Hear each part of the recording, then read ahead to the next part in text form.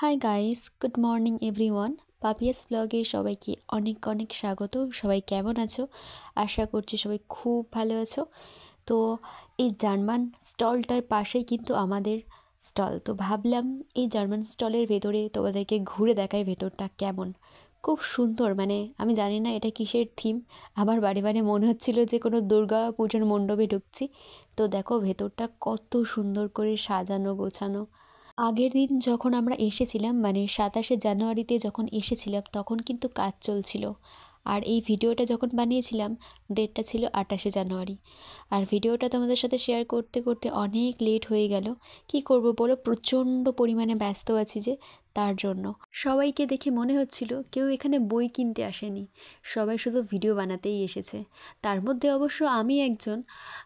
আমি বাবা এত ইংরেজি বই পড়তে পড়তে পছন্দ করি না, বাংলায় আমার খুব ভালো।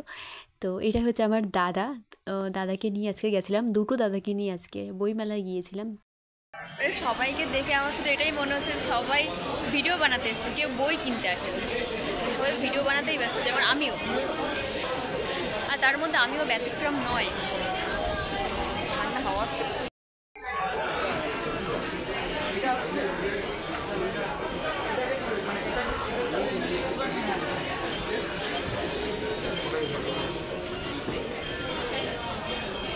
যেহেতু এটা একটা জার্মানি বুক স্টল, সেহেতু প্রচুর পরিমাণে জার্মানি এই বুক স্টলে ছিলেন।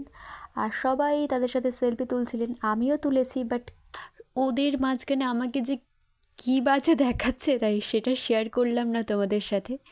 আর এখানে মানে বসার সিটগুলো তো খুব সুন্দর। তার মধ্যে দেখলাম দুটো স্টুডেন্ট বই নিয়ে পড়াশোনা করছে।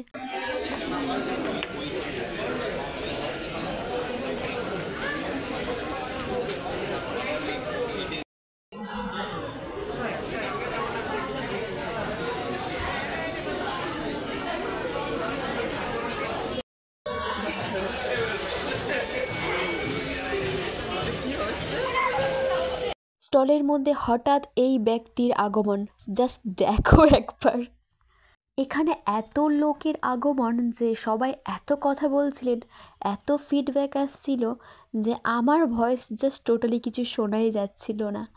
তো এমনি থেকেই আমি মানে এভাবে ক্যামেরা ধরে সবার সামনে ভিডিও বানাতে একটু আনকমফর্টেবল ফিল করি।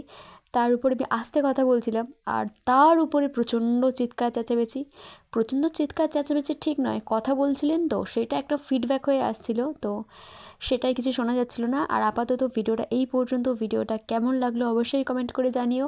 আর হ্যাঁ, তোমরা যদি কেউ বই মেলায় গিয়ে থাকো, তাহলে জার্মান স্টলের পাশে 177 স্টল অবশ্যই কিন্তু ঘুরে এসো। আশা করছি খুব ভালো লাগবে।